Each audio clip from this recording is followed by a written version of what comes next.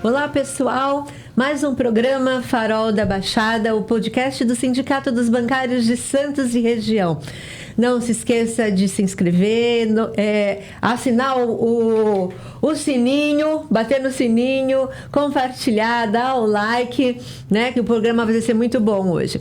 Nós estamos aqui com a Maria Aparecida dos Santos, a Cidinha. Ela é bancária aposentada, né, Cidinha? É membro do Fórum da Cidadania e é jornalista. Ela vai me ajudar aqui com a nossa convidada Dida dos Santos. Dida Dias. Dida das Marias. Dida das Marias. Dida é antropóloga, doutora, né? Da academia.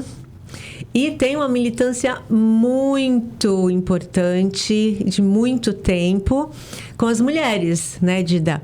E aí você faz parte de um grupo coletivo de mulheres anticapitalista, antirracista, feminista.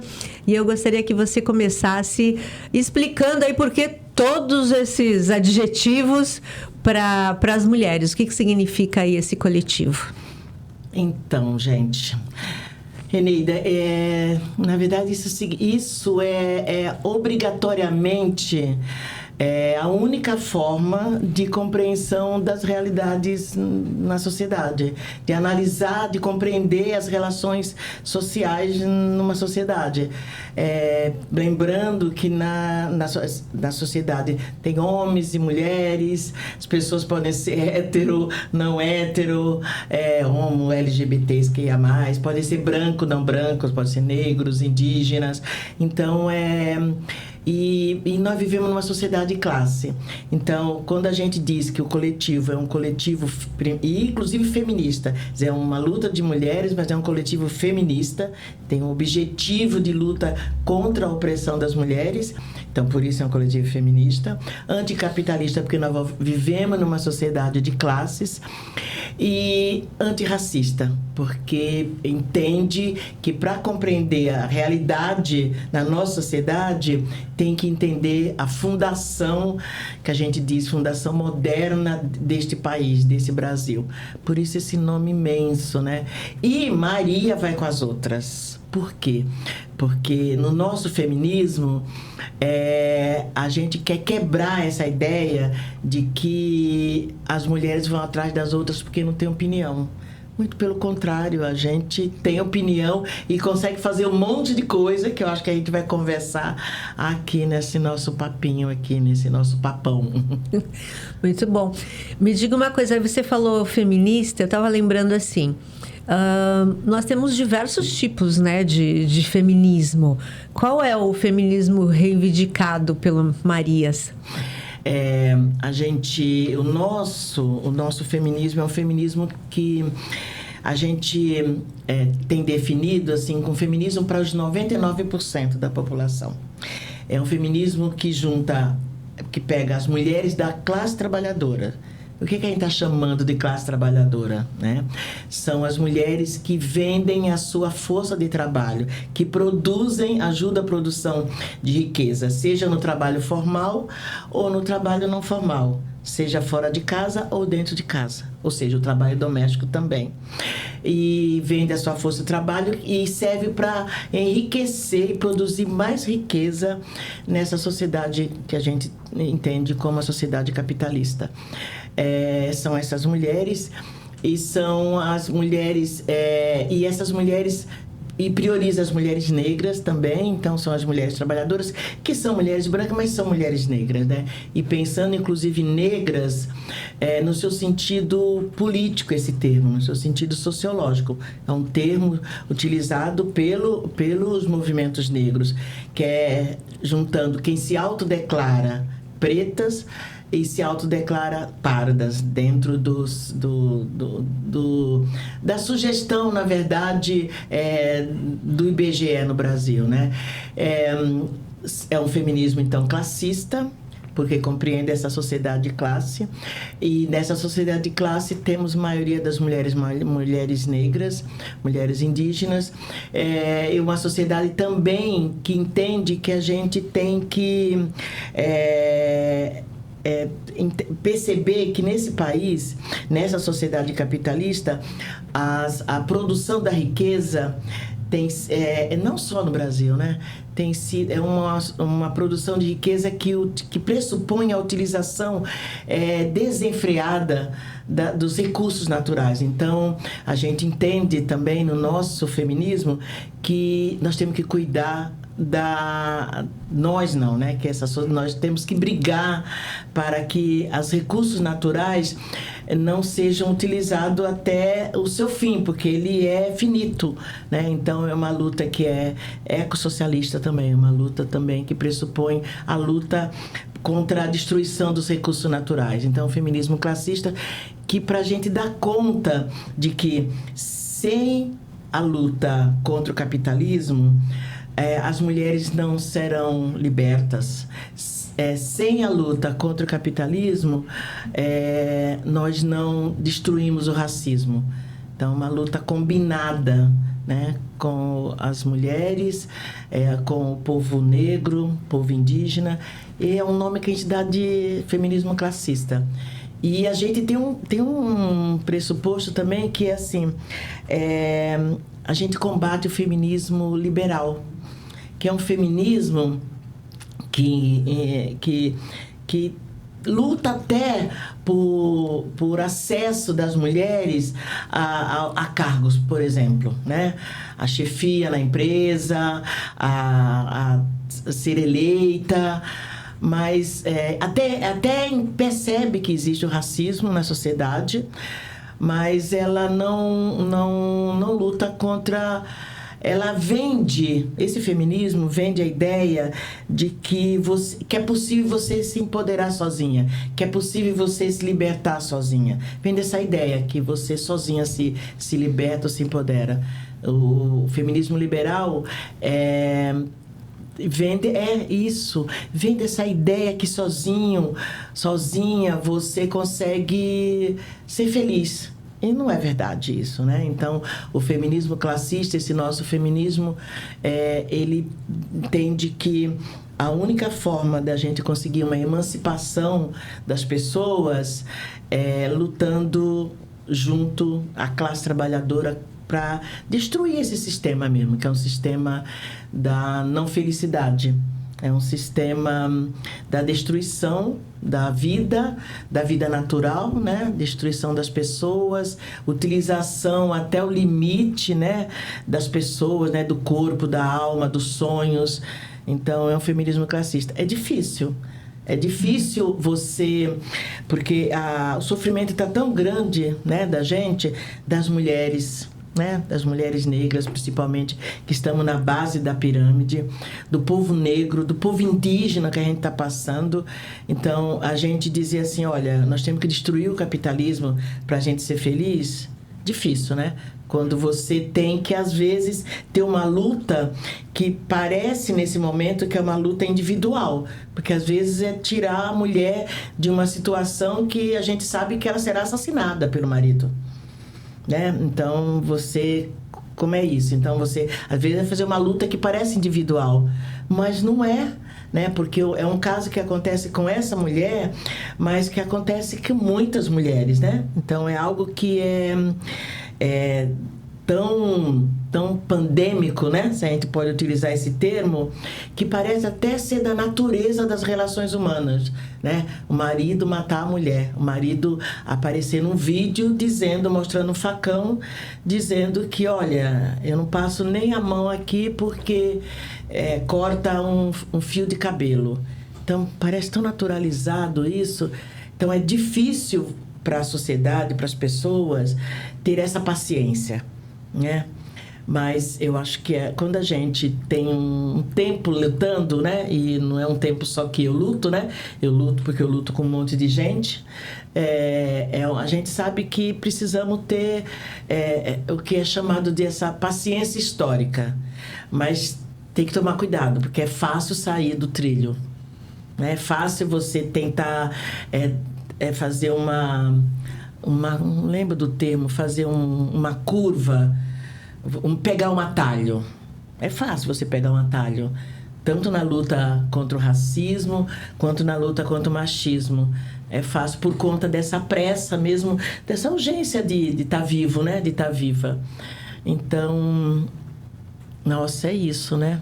É muita coisa para esse feminismo. Coisa, né? Eu acho que tudo está interligado, porque o capitalismo se utiliza, né, cria uma desigualdade se utiliza, né, de uma desigualdade de gênero, né, e se utiliza da diferença de raças também para poder lucrar mais, porque a gente sabe perfeitamente que são as mulheres negras as que menos recebem. Tem milhões de mulheres que recebem até $2, né? Por dia, assim, é uma coisa absurda. Então, não existe uma luta feminista isolada de ser antirracista, né? E também não existe uma luta feminista que não seja anticapitalista, porque ela nunca vai alcançar a liberdade, né? A liberdade de ser o que ela quer ser, né? De ser o que ela é, né? Então se engana muito, e é muito palatável esse feminismo que você tocou, né? Feminismo liberal que estimula o individualismo, a meritocracia, que se você trabalhar muito, se você for muito competente, você vai alcançar. E a igualdade de oportunidades é só isso, né? No que tange... Agora, aqueles milhões de mulheres que não têm essa oportunidade de estar onde aquela única está, né? Então, acho que isso é bastante importante, esse trabalho desse Maria vai com as outras, né, Dida? Eu queria aproveitar, pedir para a Dida falar como começou, qual foi a ideia, né? De criar o coletivo e que formas que a gente tem de enfrentar toda essa pauta que você colocou, né? A classista, anticapitalista, antirracista, discutir a violência contra as mulheres, como que a gente enfrenta tudo isso para sair do individual, como que a gente enfrenta coletivamente. Pode falar disso? Sim. A gente tem um pressuposto e uma certeza, né? Nós temos uma certeza de que a única forma de mudança é a forma coletiva, né? É uma certeza de que realmente a gente sozinho a gente não muda nada, né? A gente pode dar uma melhorada na nossa vida, né? Mas e aí a ideia do coletivo já é desse coletivo já é uma ideia antiga nossa, né? Uma ideia antiga nossa que você se adianta desde o início, né? Que é desde quando a gente era jovem, né? Quando a gente era jovem aqui nessa Baixada Santista, faz uns 45, assim, 45. Depende do que a gente entende por jovem, né? 45 anos, assim, a gente... Quando a gente era menos jovem. A gente era... eu sou já velha. E eu gosto, eu gosto, assim. E eu gostei até mais de mim, assim, depois dos 40. É engraçado, né? Mas a gente só não gosta dos problemas que vem junto com a velhice, né? Então, a artrose, por exemplo. Mas a gente também já queria mudar o mundo, né? E a gente criou aqui na Baixada uma associação chamada Associação Regional de Mulheres Margarida Alves. Ah, verdade. Olha o sentido já classista. A Margarida Maria Alves foi uma sindicalista do Nordeste, lutadora do campo, que foi assassinada. Nós criamos uma associação com esse nome. Era Associação Regional R de Mulheres Margarida Alves. Arma em todos os sentidos a nossa ideia. Nós estávamos acabando de sair da ditadura militar. Então, não é à toa que a gente colocou esse nome, né? E a gente militava com várias mulheres de várias comunidades da periferia, aqui na Baixada Santista, e era um momento do movimento de mulheres que nesse momento, no final da década de 70, começo de 80, que nem se entendia de feminista. Porque o feminismo, tido como feminismo nesse momento no Brasil, pra gente, não chegava até nós. E mais tarde a gente vai ver que era um feminismo mais dos setores médios. Né? Nem o feminismo, nem o racismo, né? Não chegava, nem a luta, né, contra o racismo chegava. Mas o feminismo era um feminismo dos setores médios mesmo, né? E dos setores médios que as mulheres negras trabalhavam nessas casas dessas mulheres. Então era um feminismo que não... Então a gente não chamava de feminismo. Pra gente o feminismo provavelmente não nos interessava, né? Então a gente chamava de movimento de mulheres. Era um movimento de luta contra... Nós que inventamos bater panela. Fomos nós. Era um movimento contra a alta do custo de vida, da Zona Leste. A gente tinha relações com a Zona Leste em São Paulo, aqui do estado de São Paulo, na capital, né, a Zona Sul, com os clubes de mães. Tinha uma atuação muito grande das comunidades eclesiais de base. Então, que é a nossa origem, a nossa formação. A minha formação começou por aí, da Pastoral Juventude também. E aí a gente fazia encontros de mulheres e discutia sobre saúde da mulher, sobre educação diferenciada de filho, sobre a ausência de creche para as crianças, sobre a violência contra a mulher. E a gente, né, essa associação. Então, esse é o início de várias dessas mulheres que hoje estão no coletivo Marias. Essas mulheres começaram nessa associação de mulheres aqui na Baixada Santista. E aí a gente foi, né, continuou vivendo. Aí chega nesses anos 2000, a gente resolve atuando, né, na militância partidária, né? Nós passamos, várias de nós, aí eu falo nós porque sou eu, a Cidinha, né? Tivemos numa militância partidária, ajudamos a fundar um partido político, né? Aqui em Santos nós estávamos no Partido dos Trabalhadores, e aí a gente milita e segue. Em 2015 a gente sai do Partido dos Trabalhadores, a gente funda um outro partido, porque a gente também é dessas, né? Que a gente, né? No caso, nós fundamos o PSOL, e aí a gente sai. Não sei se vocês sabem, a gente, militante partidária, de esquerda principalmente, a gente... É importante sair candidata, né? É importante, faz parte da luta. E aí a gente sai candidata a vereadora, e aí como resultado dessa campanha sobra um monte de feministas. Que aí já são mulheres feministas que se entendem como feminismo, mas um feminismo que é um feminismo que já incorpora as pautas das mulheres que até então não estavam nesse feminismo tido como feminismo universal, né? Que são as pautas das mulheres negras, pauta das mulheres indígenas, pauta das mulheres de que a gente chama de todas as mulheres, né? Então, das mulheres LGBT, que ia mais, indígenas, velhas, com deficiência, principalmente as mulheres trabalhadoras. Aí sobra essas feministas, o que a gente faz? Vamos criar um coletivo. E a gente usou, por isso que eu contei essa história da arma, porque a inspiração foi essa associação, né, anterior. A gente se inspirou um pouco nessa... Agora, num outro formato, né? Porque aí está num momento de criação de vários coletivos, né? E aí a gente acaba criando esse coletivo com todos esses nomes, né? Coletivo feminista, fundamental dizer que é anticlassista, que é antirracista, e que nos seus objetivos, inclusive, inclui ecossocialista, anti-LGBT-fóbico. Né? Essas pautas são caras pra gente, né? A gente quer destruir essa ideia mesmo de história única, né? Que nos ensinaram.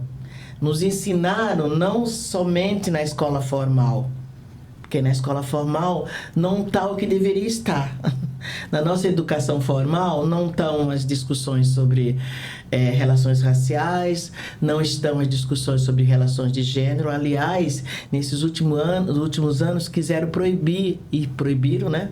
Não estão as discussões sobre educação sexual, não estão essas discussões, mas estão as discussões estão as práticas raciais, racistas, estão as práticas misóginas, estão as práticas sexistas mesmo, estão as práticas classistas, estão as práticas.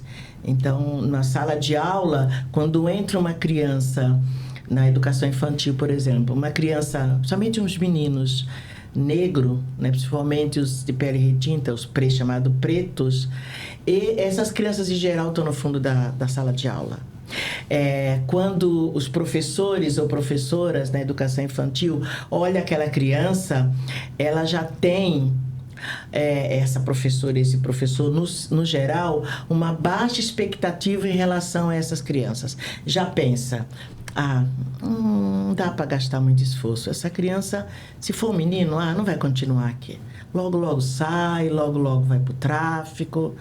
Essa baixa autoexpectativa, a criança percebe. Essa criança preta percebe e os outros também percebem. Então, as ideias do racismo, de superioridade e inferioridade na nossa sociedade, as ideias de raça estão presentes na prática de professores, professoras, de porteiros, de supervisores, da diretora, na formação dos professores, mas não está na formação para destruir isso. Né? Do mesmo jeito que está sobre as ideias sobre misóginas, né? As ideias de que aquela menininha que chega de batom. Vocês sabem que, gente, na escola, na educação formal, principalmente na educação básica, o pior lugar é a sala dos professores. A semana passada eu vi de uma colega, de uma amiga nossa do coletivo, que é professora aqui na cidade de Santos. Ela disse: eu não aguento mais a sala dos professores. E assim, é duro eu estar falando sobre os professores, meus colegas de profissão, mas é isso, porque foi formado nessa sociedade e nessa educação formal, né? Nesse sistema educacional brasileiro. As ideias que se tem sobre mulheres, sobre meninas, as ideias de que aquela menina, se vem de mini saia, aquela menina vai ser uma putinha. Aquela menina não tem mãe. Não, olha a mãe que não vem com essa roupa amassada, vem com esse cabelo de bombril. Então, essas ideias, os professores falam com a maior naturalidade. A ideia de beleza, né? Não, eu não estou falando sobre a menina negra, eu estou falando sobre uma menina, ela é bonita, não é uma menina negra, eu estou falando sobre uma outra que não... Então, essas questões são faladas na sala dos professores. Então, eu não lembro porque eu estou falando sobre isso, mas eu lembro que eu estou dizendo... A história única, você está falando. Estou falando... obrigada. E essa ideia é uma ideia que se perpassa naturalmente entre as pessoas, assim, numa mesa de bar, na sala de jantar... na saída de um culto, de uma missa, nas novelas. E dá para falar, assim, aí eu vou fazer uma pulada sobre a questão do capitalismo que ele se aproveita, né? Que eu fui lembrar das novelas, da mídia, né? O capitalismo, ele já percebeu isso, que vender produto para negro pode dar dinheiro. Porque nós tem uma população negra que, além dos movimentos negros, estão muito presente, né?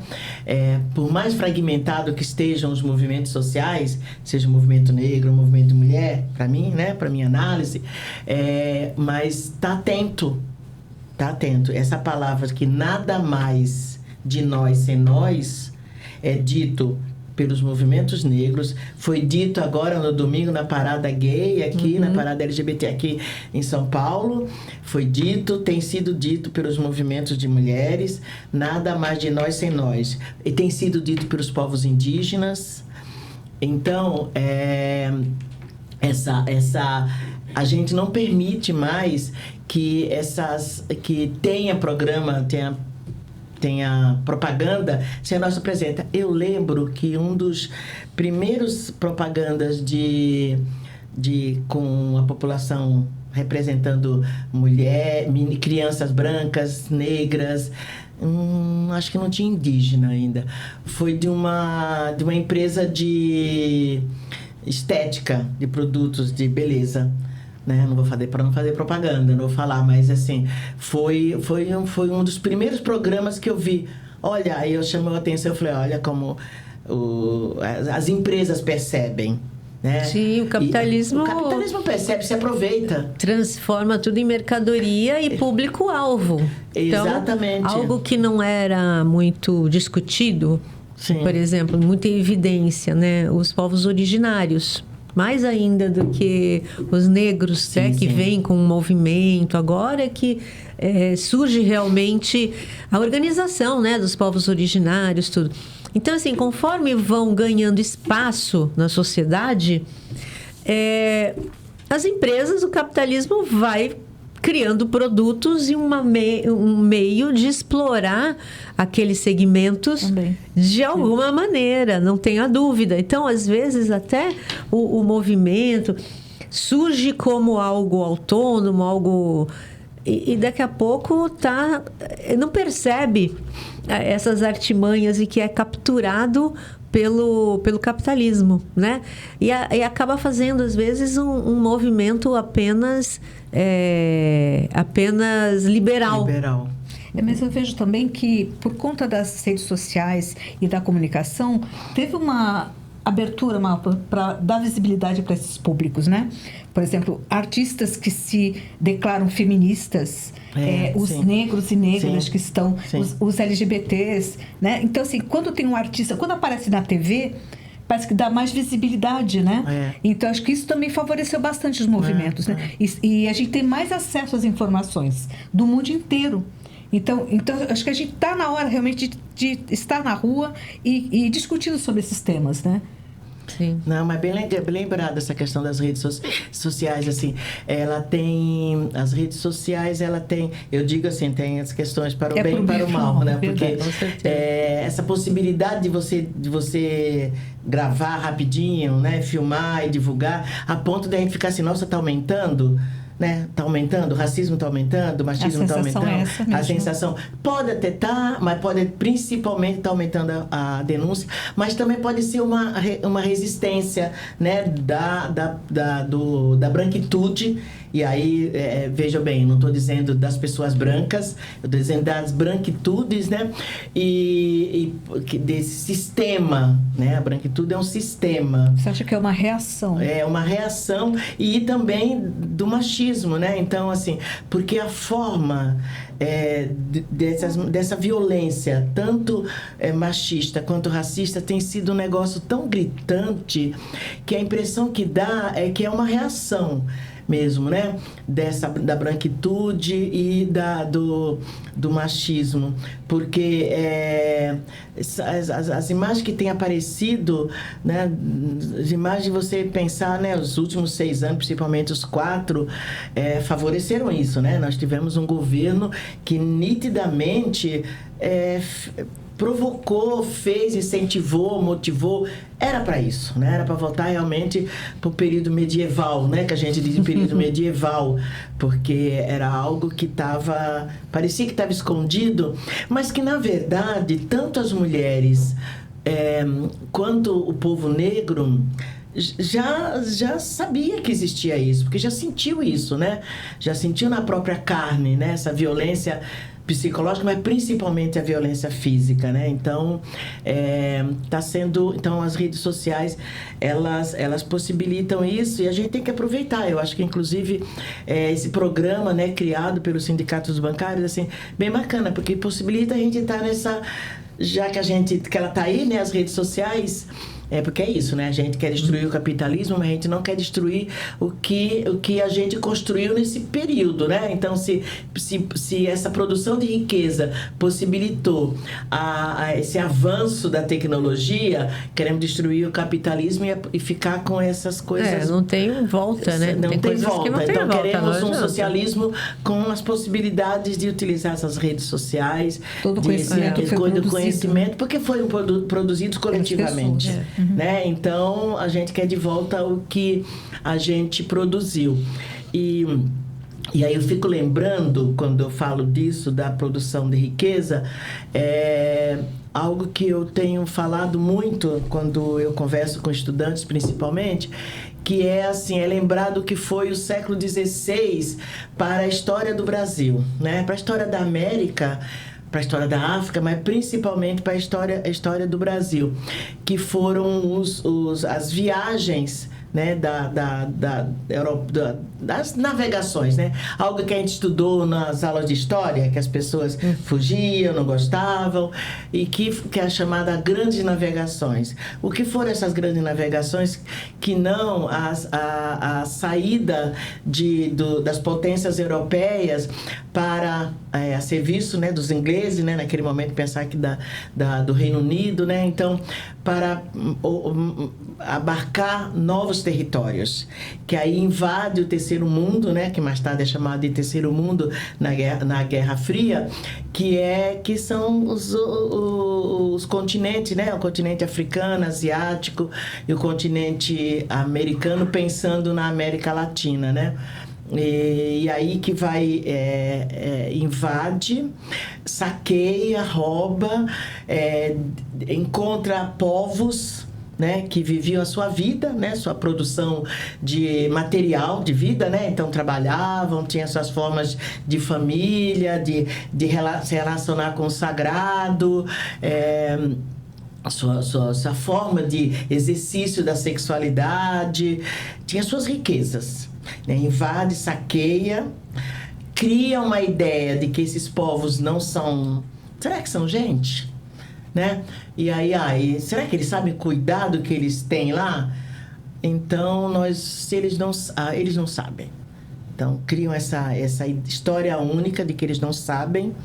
E aí, levam as suas riquezas para os museus, né? A gente estava conversando isso, para os museus na Europa e nos Estados Unidos. Então, tá cheio de riqueza, de objetos, de obras de arte nesses museus na Europa. E mais ainda, cria a colonização, né? Então, nessa colonização escraviza, continua roubando. Então, esse momento, o século XVI, foi toda uma produção de acumulação primitiva de dinheiro, né? De riqueza, que possibilitou a sistematização do sistema capitalista. Então, quando a gente discute o racismo, quando a gente conversa sobre reparação, é disso que a gente está falando.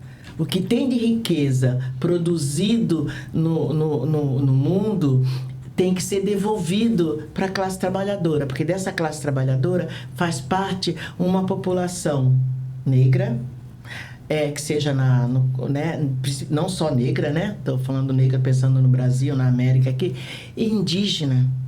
Né? Tem todo um roubo, um saque que foi retirado desses povos, e que a gente está se contentando com as políticas públicas. Quando a gente reivindica, né, a gente cria as ações afirmativas, pensando, por exemplo, e uma das mais importantes para a gente foram as cotas, que já está provado, né? Se as pessoas não querem discutir, não, tudo bem, mas já está provado que as cotas foi uma política fundamental, e é uma política fundamental de reparação, que nos possibilita saber de todo um conhecimento que nos foi proibido de saber. Porque quando essa população, seja a população negra ou a população indígena, acessa a universidade, ela traz todo um conhecimento e mostra primeiro uma diversidade, né? Quebra essa ideia de padrão, né? De padrão do que é uma pessoa inteligente, do que é uma pessoa, do que é beleza, do que é estética, do que é comida, do que é religião, do que, né? Cria toda essa ideia única. E ela traz um conhecimento, né? Um monte de saberes, né? De saberes, né? Então, quantos jovens a gente fica sabendo que, o jovem tal do ensino técnico descobriu tal questão lá numa escola técnica, lá no Nordeste, lá numa aldeia africana, numa aldeia indígena. tudo que a gente não sabe, acha que, né, construir a ideia de que ciência é aquela pessoa de avental branco, atrás dos tubos de ensaio, atrás de um vidro, e quando você sabe que as pessoas podem construir, pensar, analisar. Então, assim, as cotas, ela possibilitou isso. E uma outra ação afirmativa fundamental foi a legislação, né? A gente estava comentando, a lei 10.639 no Brasil, que alterou o artigo 26A da LDB, obrigando o ensino de história africana, de história dos povos africanos trazidos para cá, ou seja, da diáspora aqui no Brasil. E que mais tarde também tem uma outra lei, que é a 11.645, que aí já é de 2008, que altera novamente, incluindo a história dos povos indígenas e dos seus descendentes, né? Então, são legislações que foram trazidas, foram sistematizadas, organizadas, pressionadas pelo movimento negro. Como eu disse, a única forma é a forma coletiva. Então, são os movimentos negros que pressionaram os parlamentares. Foram muitas idas a Brasília, a São Paulo, muitas brigas, né? Muitas brigas, mesmo, muito estudo dessas pessoas, reivindicando que agora, como você lembrou, Eneida, aparece essas lutas indígenas, né? Lutas indígenas, porque já existiu, só que agora está aparecendo essas lutas indígenas e mostrando assim que se a gente não cuidar desses povos, os donos dessa terra aqui nesse continente que a gente vive, o mundo será sacrificado. Não é o Brasil só. Não é só o nosso continente. O mundo será sacrificado. Então, porque são os verdadeiros donos e defensores e guardiões dessas terras, né? Então, assim, é fundamental essas lutas que, olha que coisa que a gente faz, né, no nosso coletivo. O nosso coletivo tenta fazer tudo isso.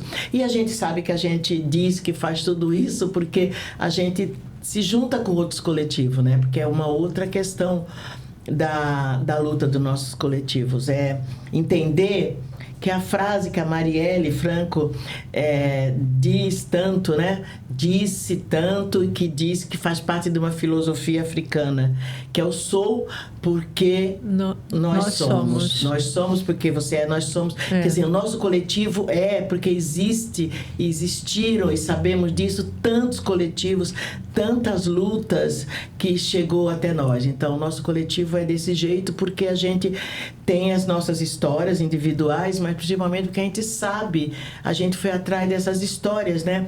Dessas histórias africanas. Quando você fica vendo, uma vez, na década de 90, eu estava vendo um dos programas aí de uma TV lá, e um filme de um norte-americano que estava querendo saber a história do piano. Era um filme de madrugada, assim, na época, assim, da VHS.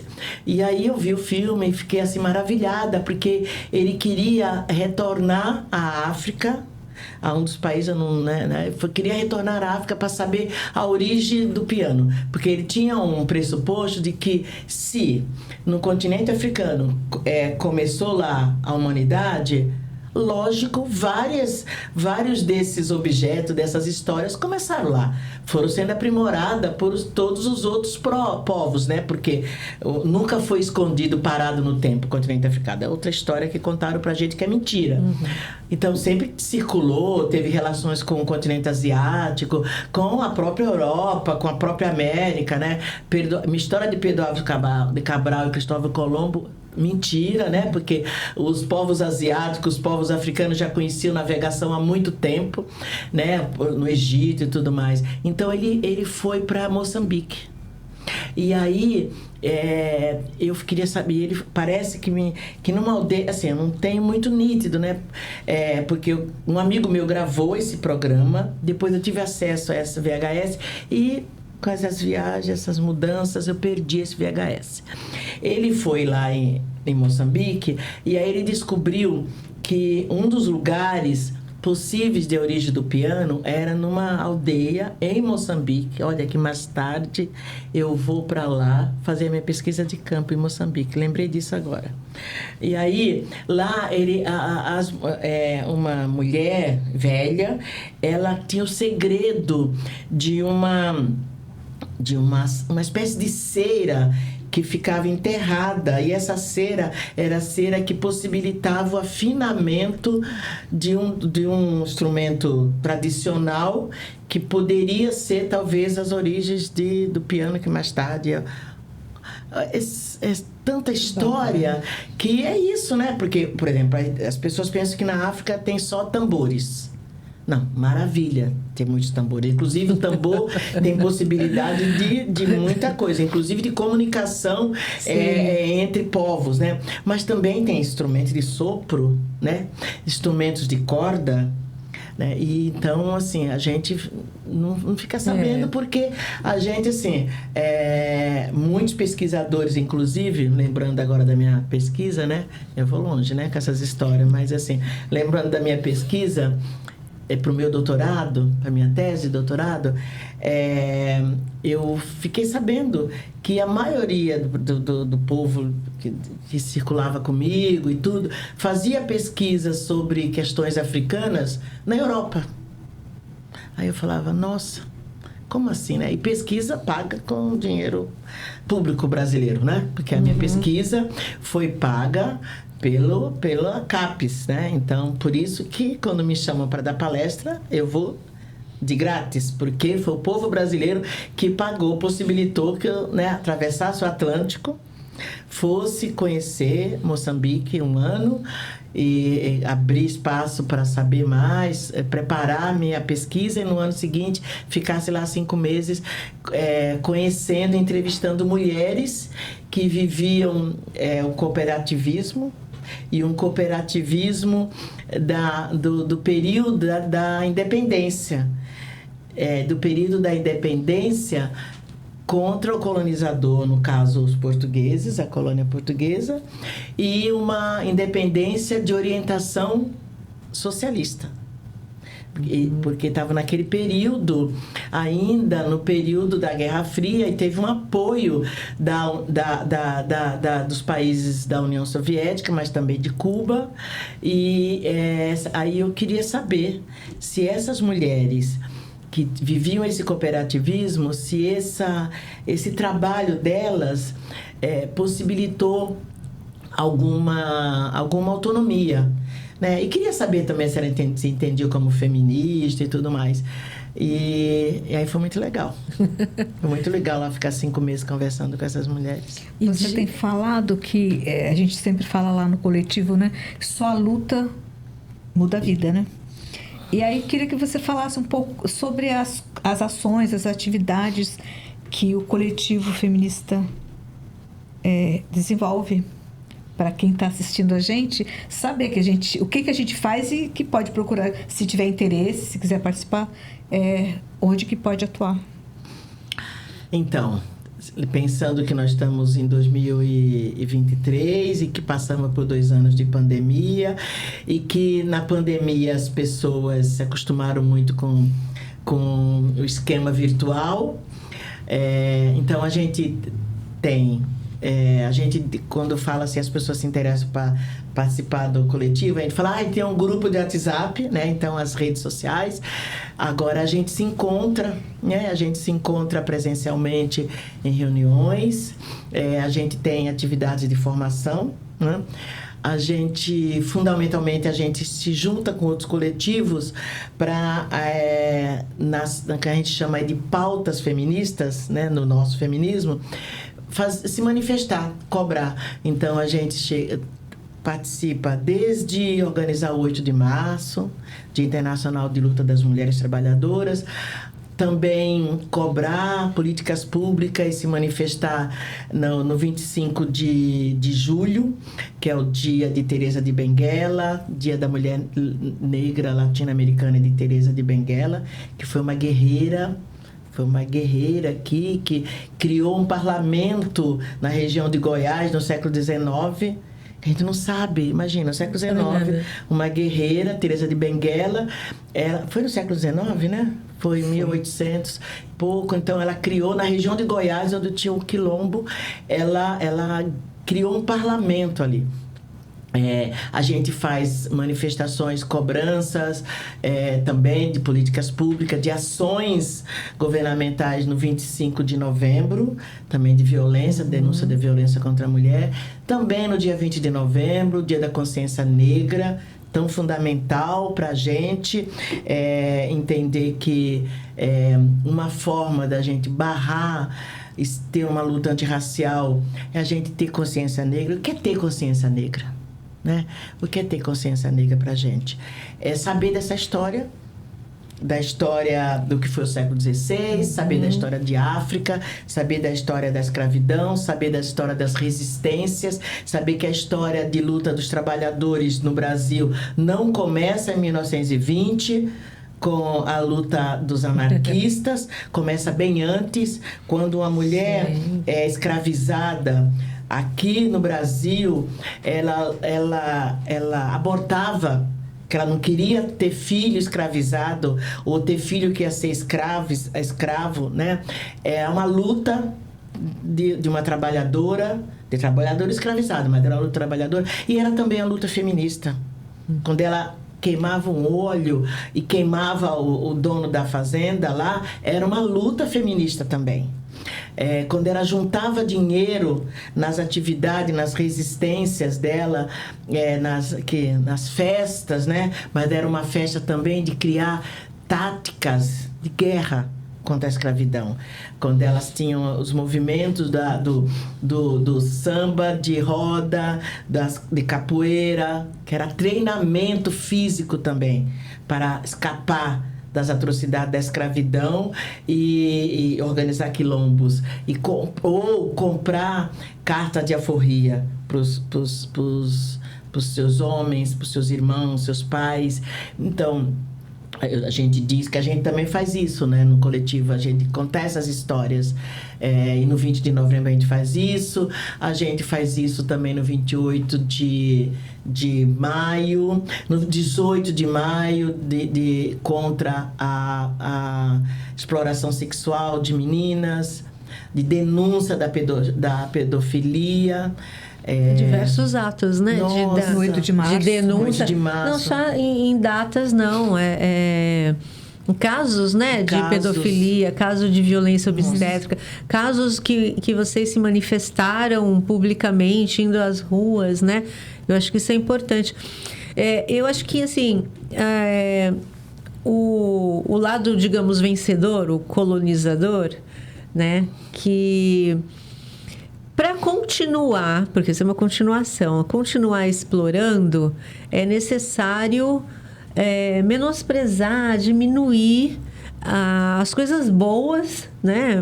Diminuir o outro diferente, o diferente, que é a história da história única, né? Passa por aí. Então, vamos invisibilizar, vamos menosprezar e dizer que não tem importância... toda uma cultura africana, dizer que são muitas só tribo lá e que vieram para cá, selvagens, os indígenas selvagens. Então, o cabelo é ruim. Então, assim, vamos menosprezar. A autoestima fica baixa, na verdade, baixa, né, estima, para continuar dominando, né? Por isso que, voltando só um pouco ao assunto, eu acho que as representações de violência estão mais exacerbadas porque existe um movimento um movimento dos negros e um movimento dos indígenas que está se fortaleceu e está ganhando a sociedade, está se mostrando. Por isso que quem detém o poder, digamos, quem está na boa, não quer perder espaço. Então, a reação, que eu acho que é a verdade, Dida, a violência aumenta, porque é um sintoma é um sintoma de que está aparecendo o que eles não queriam que aparecesse. Está aparecendo toda a boniteza, toda a riqueza, toda a inteligência, toda a cultura africana, que não é nada daquilo que eles falavam. Entendeu? Então, acho que é isso, a história única que tenta se colocar no Ocidente, mas que a verdade vai aparecendo. E vai aparecendo à custa, digamos assim, por conta de muita resistência, de muita organização, porque a gente não combate nada sozinho, né? De muita organização. Então, os movimentos negros, indígenas, né, de mulheres, estão fazendo a diferença. É muita luta, né? É muita luta. Por isso que esse grupo Maria Vai com as Outras, ele é importante como mais um espaço de resistência e de desconstruir a história única, né? Pena que as leis que você citou, acho que não estão... Elas estão válidas, mas parece que não são levadas a sério, né? A gente saber a história da África, a repartição que houve, né, entre a Europa, né? Foram lá explorar. Então... dividiu a gente. Aí te pega o mapa que aliás está aqui no meu braço. Linda de morrer. Se você pega o mapa político, né, e compara com o mapa étnico do continente africano, que ainda prevalece, ainda os grupos, o que vale entre os africanos que vivem em África é muito, muito, principalmente fora da capital, mas não só das capitais, é o mapa étnico dos seus povos, com línguas, com cultura própria. E as potências vão lá, né, na Conferência de Berlim, e você vê um mapa que foi separado mesmo com uma... Etnias separadas, né? Eu costumo dar um exemplo que eu acho que é mais fácil da gente entender mesmo, que é chegar numa torcida, duas torcidas de futebol, vamos pensar o Corinthians, o meu Corinthians e o Palmeiras, aí separa, pega a metade de corintianos e a metade de palmeirenses e junta. Agora você é um time, você é uma torcida. Não vai rolar. Nunca vai ser. Não vai rolar. Vai continuar brigando, vai brigar, porque é isso, né? Então, assim... E sem falar, né, Eneida, o quanto de brigas que são fabricadas mesmo, né? Claro. Eu não esqueço, né, e lembro muito, assim, o Congo, né? O Congo, a República do Congo. Ainda hoje, é um dos minerais que existe no Congo, é um mineral chamado coltan, que é um mineral, que é um dos elementos que serve para potencializar a capacidade do celular e do computador, deixar mais leve, mais potente, mais rápido. Aí, e quem que fabrica isso? Quem são os donos? Quem que fica com essa matéria-prima? Não são as potências africanas, né?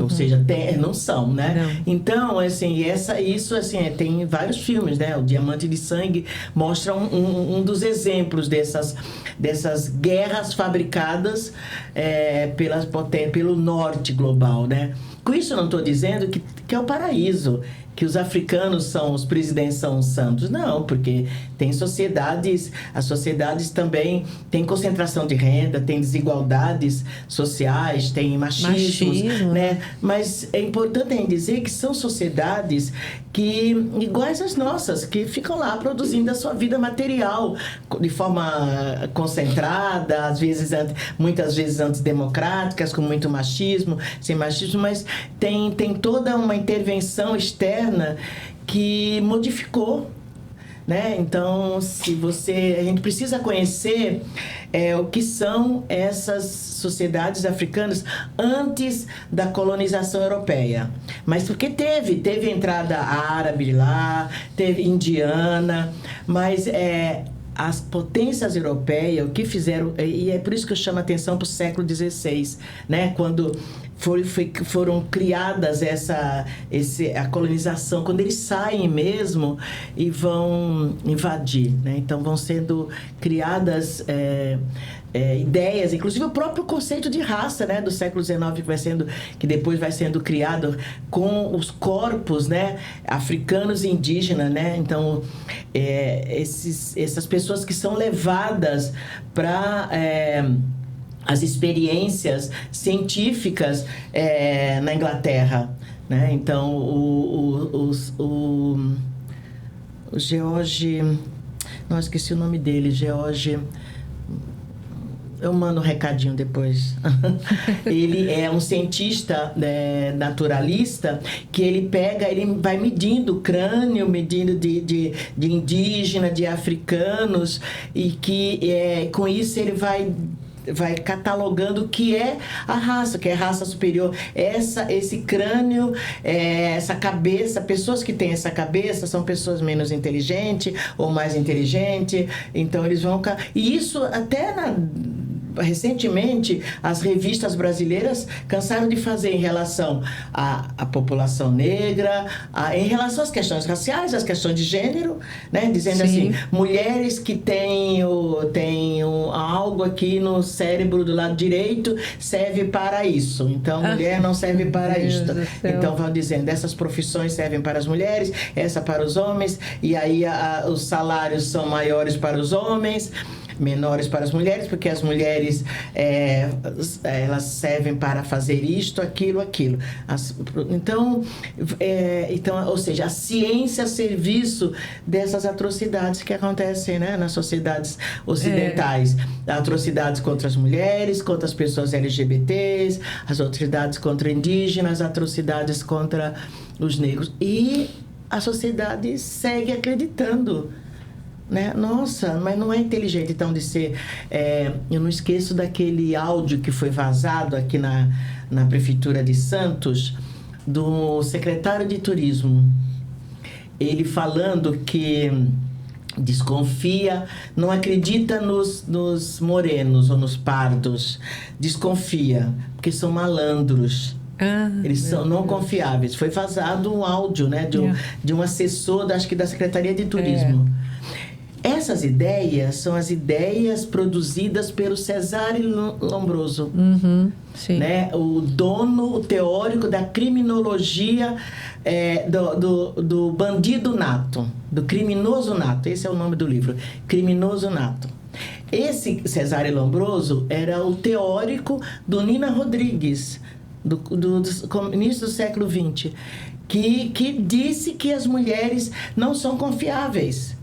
Esse Cesare Lombroso é aquele que é o responsável pela formação de policiais, por exemplo, que olha para um negro e fala, aquele roubou. Aquela mulher, empregada doméstica, ela tem que ser revistada quando sair da casa, porque com certeza ela roubou algum brinco, algum colar.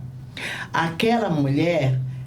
aquelas médicas que estão chegando no aeroporto e que vieram no projeto de mais médicos, que são os médicos cubanos, não tem cara de médica, ela tem cara de empregada doméstica. Então, essas ideias do César Lombroso, que o Nina Rodrigues utilizou também aqui na formação de muitos médicos, ele foi médico na Faculdade de Medicina da Bahia, uma das primeiras, acho que a primeira faculdade de medicina, acho que foi a primeira. Então, hoje, na formação desses profissionais, de médicos, psicólogos, professores, juristas, desse desembargador. Desembargador agora, hein, Dita? Desse desembargador. E na formação dos policiais, né? Policiais, desembargador que 31 anos, desembargador, especialista no direito do trabalho, tinha uma mulher negra, surda e muda, 31 anos de trabalho lá, 31 anos. Sem aprender Libra, sem aprender nada. E tratava como família. É da família, né? É da família. Então, assim, coisa... Assim, a gente estuda, milita sobre isso e se espanta. Ainda bem que está sendo denunciado, né? Aliás, eu acho que eu queria tocar nesse assunto. A gente mudou aí o governo, né? Em outubro. E foram criados alguns ministérios, né? Justamente ministérios que demonstram, expressam esse olhar, né? Que nesse novo governo tem, né? Ministérios importantes, né? O que você acha? Olha, assim, um fôlego, né? Deu um fôlego pra gente. A gente dizia isso na campanha, né? Porque a gente suou, né? Para derrubar esse desastre desses últimos anos. e ter um fôlego para continuar lutando. É muito bom, né? Muito bom a gente ter Ministério dos Direitos Humanos, igualdade com uma pessoa racial, qualificada, igualdade racial, Ministério povos indígenas, das mulheres, e nossa. cuidando contra a opressão das mulheres, não das mulheres cuidando para manutenção não da é uma sociedade. Comissão para estudar, não é uma secretaria dentro de um ministério, porque não tem autonomia, né? É um ministério, né? É um ministério que tá se colocando. Então, a gente precisa pressionar o Congresso para que pressionar o Congresso para que as ações trazidas por esses ministérios sejam efetuadas, né? Porque tem o governo, mas ainda o Congresso não é nosso, né? O Congresso, a maioria está lá dos manutenção das atrocidades anteriores. Então, para a gente é muito importante, um fôlego muito grande, super representa a gente, né? Então, a Aniele que está lá, né? Lembrando da luta da Marielle, né? A luta importantíssima que tem no seu corpo, todas essas pautas que a gente fala do nosso coletivo, né? Das mulheres e dos povos indígenas, né? Da Sônia Guajajara, junto com a ideia de que temos que ter mais cocar em Brasília, né? Então, assim, muito importante. E é realmente, assim, o fôlego que estamos precisando para continuar lutando. Porque, assim, a gente teve vários anos de destruição dos poucos direitos que conseguimos. Com muita luta, né? Muita luta, que a gente fala de quase 500 anos de luta, né? E aí, a gente agora... Estamos começando ainda, né? Esse governo não chegou ainda 6 meses, né? Está chegando agora. Ainda está lá, ainda brigando, né? Ainda brigando muito para se impor. Mas para isso a gente precisa estar na rua. A gente precisa continuar na rua, né? Porque, primeiro, que os 4 anos não serão suficiente para reaver tudo que a gente perdeu e para continuar mais luta, né? Precisamos das 6 horas de trabalho, né? Precisamos das 6 horas de trabalho para que homens e mulheres possam estar fazendo o que quiser nos outros horários, cuidando de filho, cuidando da casa, lavando roupa também, né? E na luta. E na luta também. E precisamos de mais povo negro acessando a universidade, trabalho, nas profissões, para que mude a cara mesmo dessas profissões, né? Então, não dá mais para admitir uma medicina só com as pessoas não negras, né? Não indígenas, não dá mais. Não que o fato de ter uma pessoa negra, somente isso vai resolver, né? Mas que, na medida que a gente tem um movimento negro cobrando, como você disse, né? A gente está falando aqui.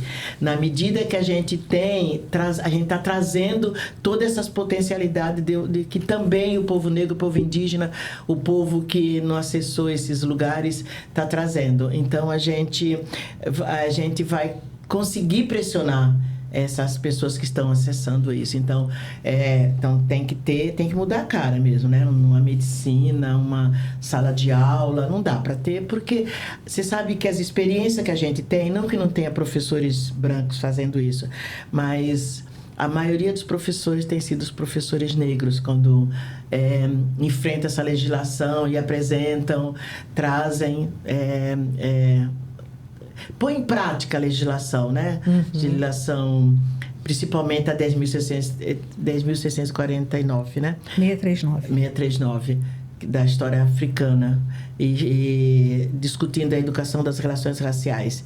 Não que não tenha brancos também. Então, tem vários aliados, né? Porque essa questão interessa a todo mundo, né, Eneida? O Kabengele diz muito isso. Não é saudável um país ou uma escola que, na sala de aula, crianças brancas e crianças brancas, por exemplo, achem que a sociedade, que só branco que branco é superior e negro é inferior. Não é bom nem para os negros, nem para os brancos também. Não é saudável uma sociedade assim. E da mesma forma da questão das mulheres, né? Então, é importante para toda a sociedade, porque quando você sai do país, as ideias, por exemplo, que se tem sobre as mulheres no Brasil, tem essa ideia, né, de sexo fácil para as mulheres, que as mulheres estão a serviço da prostituição, e aí principalmente as mulheres negras, né? Então, perde todas as mulheres no Brasil. Não perdem só as mulheres negras. Todas as mulheres perdem. Então, discutir sobre o racismo e o machismo é bom para todo mundo, né? E discutir sobre o racismo, principalmente, é bom para todas as mulheres, né? Então, por isso que é uma luta que tem que ser feita por todo mundo. Mas a gente não quer que as pessoas fiquem dizendo pra gente o que a gente faz. Não quero que os homens digam o que eu tenho que fazer, como é minha luta, né? Pode apoiar nossa luta. E a mesma questão da questão racial, né? A gente aceita que esteja junto, mas a gente não quer sair do protagonismo, não, sabe? No caso das questões raciais. Mas eu sou uma pessoa muito paciente. E sou uma pessoa que, não é à toa que a gente criou um coletivo de mulheres, né? De mulheres no geral. E a gente colocou um feminismo classista, porque a gente quer ter mulheres trabalhadoras, mas a gente quer que as mulheres negras estejam trazendo. Só que é difícil, né? A gente não é fácil. Não. Porque principalmente as mulheres negras... Eu sou uma mulher negra de pele clara, né? Então, a mulher negra de pele retinta, ela sofre muito mais, ela tem menos condições, ela acessa menos e ela sofre mais, né? Ela sofre mais racismo e as consequências da questão de classe pega pesado. Não que a minha vida não tenha sido, né? Eu digo que eu acessei o que eu acessei porque eu tive um casamento interracial, né? Olha, o meu companheiro é um companheiro branco, mas é um companheiro da classe trabalhadora, né? É um companheiro que ele é filho de trabalhador, de vendedor e de mulher costureira, ou seja, é da classe trabalhadora, mas pelo fato de não ser negro, ele teve acesso eu digo que ele estudou na época que todo mundo deveria estudar, né? Então ele fez faculdade final da década, com 18 anos, acessou a universidade pública, coisa que eu não acessei. Eu fui conseguir essa possibilidade pública com as bolsas depois no doutorado. Então, essa diferença. Então, somos todos da classe trabalhadora, só que as pessoas não brancas, elas são tidas... Aliás, elas não são tidas como trabalhadores, né? Porque quando você pega a história da classe trabalhadora, a ideia é que começa em 1920. Mas eu digo que está errada essa história da nossa esquerda clássica, que eu comecei fazendo parte, né? Eu comecei fazendo parte nessa esquerda clássica, porque a minha primeira formação foi uma formação anticapitalista. E, junto com isso, eu fui enfrentando o machismo, compreendendo as questões referentes às mulheres, né? Esse livro da Beth Lobo, A Classe Operária Tem Dois Sexos, serviu muito para esse meu estudo, né? Contra o capitalismo e contra o machismo, contra o patriarcado. E aí, por conta dessa ideia de que no Brasil não tem racismo, por conta dessa política de Estado brasileiro de branqueamento, por conta desse mito da democracia racial, que ainda está em peso no Brasil, você vai você vai priorizando outras lutas. Até porque, inclusive, diziam que essa luta das mulheres, a luta dos negros, enfraquecia a luta de classe. Enfraquecia a luta da classe trabalhadora. Então, eu vivi todo esse meu tempo, e ainda hoje eu vivo assim, dizendo o seguinte: está errada. A esquerda clássica tem que assumir como sua a luta contra o machismo, a luta contra o racismo. Porque com isso você traz a população negra, traz as mulheres para somar, para estar junto contra o capitalismo. Porque enquanto a gente não incluir essas pautas, também a luta contra o capitalismo está enfraquecida. Porque se a gente está preocupado com a base da pirâmide, que é a classe trabalhadora, a gente tem só que saber que essa classe trabalhadora tem sexo, né? E raça. Tem identidade de gênero, tem orientação sexual, tem raça, tem etnias, né? Pensando nos povos indígenas. Onde ela mora, né? Tem território. Tem território. Tem território. Então, assim, acho que essas questões a gente não pode esquecer. Porque senão também a gente não pode acusar, né? O povo negro que faz... Tá... Eu brigo mesmo contra as lutas liberais, porque eu não tenho nenhuma dúvida que a minha luta contra o machismo, contra o racismo, só será vitoriosa quando libertar toda a classe trabalhadora. Mas também não dá para hierarquizar. Começo primeiro nessa, depois a outra. Porque não é verdade. Começo nessa, fica nessa. Depois a gente é taxado de contra-revolucionário. Então, vamos fazer junto? Porque vamos fazer junto, né? Junta, porque senão a gente vai ser taxado de contra-revolucionário mesmo. E vai acabar sendo, né? Porque aí o capitalismo dos outros países vão nos apoiar.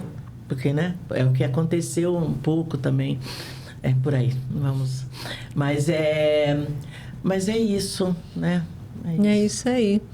Mais alguma coisa, Cidinha? Não, eu só queria deixar um recadinho para quem quiser acessar, conhecer mais o coletivo feminista, classista, antirracista, Maria vai com as outras, para acessar as redes sociais do coletivo, que é Marias_Coletivo Feminista. E lá estará toda a nossa programação e as atividades que a gente participa. Muito bem, falou a jornalista. E Dida? Dizer que é isso, né? A luta só coletiva, na rua. Vamos às redes sociais para a gente aprender, para se reunir quando não tiver jeito, quando tiver muito temporal, divulgar, mas vamos estar mais presente, já que a gente se vacinou, né? Então a gente consegue estar junta, e vamos seguir esse podcast aqui, esse programa, esse Farol da Baixada, muito importante, seguir as redes sociais das lutas, seguir as PLPs. Nós fazemos parte da coordenação das PLPs, um movimento muito importante. O que é PLPs? Promotoras Legais Populares. É uma formação feminista de quase um ano, 9 meses, que existe em várias cidades, né? Existe há quase 30 anos aqui no Brasil, e que são mulheres que formam mulheres contra a opressão sofrida pelas mulheres. E tem essa perspectiva anticapitalista, antirracista, anti-LGBT-fóbica. Aí aqui em Santos eu faço parte da coordenação, a Cidinha também, e é muito importante, porque é a possibilidade de você criar rede, né, de criar rede contra as mulheres, porque é isso, né, gente? As políticas públicas que existem, que a gente conseguiu, ainda estão muito aquém da nossa necessidade. A delegacia da mulher é horror. É um horror. A mulher sofre violência em casa, ela vai à delegacia da mulher, ela sofre outra violência, porque ela não é atendida de forma adequada ainda. Ela não é atendida de uma forma um abrigo, né? Um abrigo no sentido assim, chegue mulher, fale, né? Não é ainda, às vezes em geral ela é colocada em dúvida, né? E aí as mulheres não vão e não denunciam. E quando denunciam, às vezes os serviços que conseguem, né, foi uma luta já da Lei Maria da Penha, mas as medidas protetivas ainda são medidas que as mulheres denunciam, e aí tem medida protetiva, e essa mulher de distanciamento ainda dos algozes, e ainda são assassinadas. A lei é ruim? Não. O que é ruim é a aplicação adequada, né?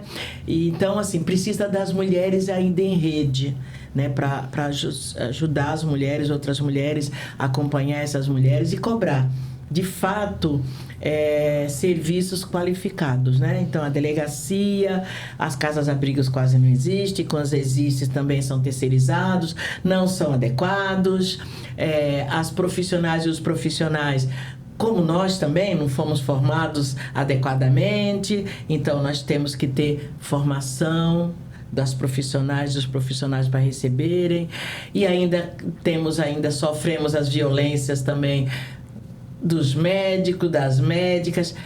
É muita atrocidade. A gente vive, para encerrar, você perguntou se tinha mais alguma coisa, a gente vive num campo de guerra. Diz que no Brasil não tem guerra? Tem. As mulheres, principalmente as mulheres negras, vivemos num campo de guerra diário contra nós, contra os nossos e as nossas. Então, é isso, não é boa notícia, não. É luta mesmo, é luta, luta, luta. E preparação para a guerra, né? Que seja estudo, que seja manifestação, que seja palestras, entrevista, mas é guerra. Guerra. Vamos mudando isso, né? Vamos mudando. Eu quero agradecer, viu, Cidinha, Dida, participação ótima. Gente, não se esqueçam de se inscrever, ativar o sininho, dar o like, compartilhar. Foi isso, muito bom. E quarta-feira a gente tem mais. Valeu!